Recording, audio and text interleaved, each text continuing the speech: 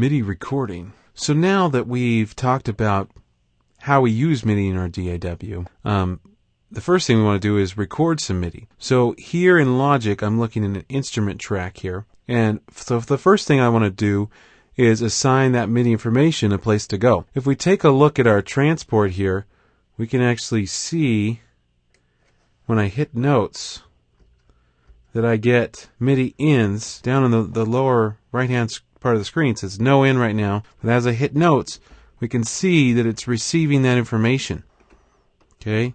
And so basically, we know that Logic is receiving that MIDI information, but there's nothing to do with it. It doesn't have any place to send it. We need to tell it where to go. So what we're doing first is we're selecting this instrument track, and the way in Logic that we select some place for it to go is by clicking on the input here, and we're going to choose a virtual instrument. So we're going to get a Logic instrument, and we're actually going to take the electric piano here. And now that we've pulled the electric piano up, and it has a patch, the Suitcase MK1, already pulled up, now when I hit the keyboard, I see that those notes in the lower right hand corner, but I also hear some sound because it's coming through here. And I can adjust the levels of these things, and we're not going to get into that sort of thing because, you know, if you're interested in that, you can go look at the Logic tutorial, which has a bunch of great stuff about the details of Logic and everything. But we're just talking about the basics of recording something here. So now that I've pulled up the sampler, I'm on my track. In Logic, as soon as you select a different track, it becomes record enabled. And so by becoming record enabled, and we know that MIDI's coming in here, all we basically have to do is hit record, and we're going to be recording information in here. And so I'll hit the little key command for record in Logic, and starting.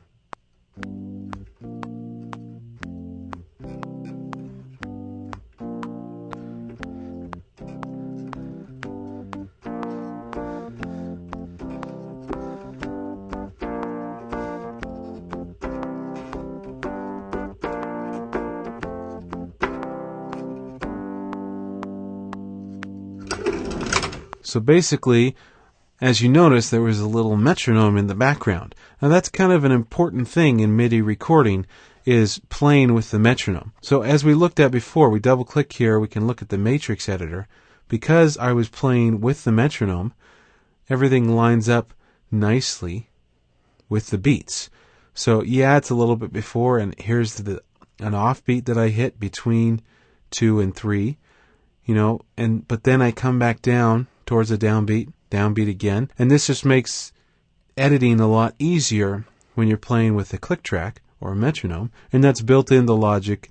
As soon as you hit record, you're going to hear that at the tempo of your session, which if we look in our transport here, right now is 120 beats per minute. We could change that if we wanted to. So once it's recorded, now we can do our editing, which we'll talk about later. And there's a lot of tools available to us because it's recorded with the click track. And if you notice, while I was playing, we got more and more intense. So I started off soft, got louder and louder, or not necessarily louder and louder, but just hitting the keys harder, higher velocities. So you see that as we start, we've got the cooler colors, which signify lower velocities, the blue and the green, and the yellows. As we move up, we start getting to the oranges and reds, which signify louder and higher velocity levels. And so you can see how that changed the sound, especially if we go and listen. Especially this patch, it pulls up some nice different sounds. So these are all things that as you're recording, you want to be aware of. Adjusting, you know, how hard you're playing with the tempo, things like that.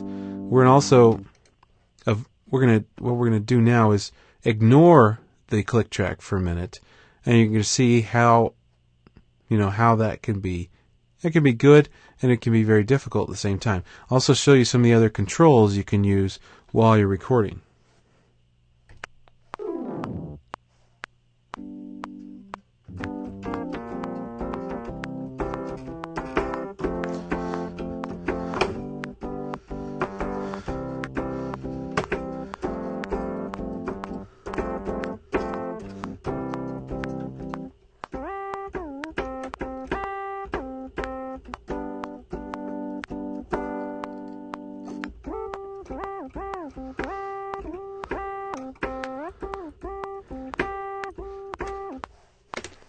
Okay, now you can see that some of those controllers are visible in there.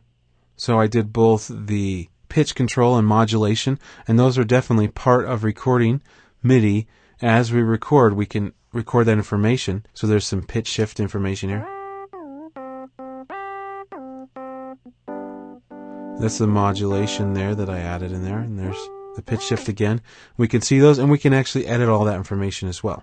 So basically, now what we see is the performance that I did. But if we take a closer look at it,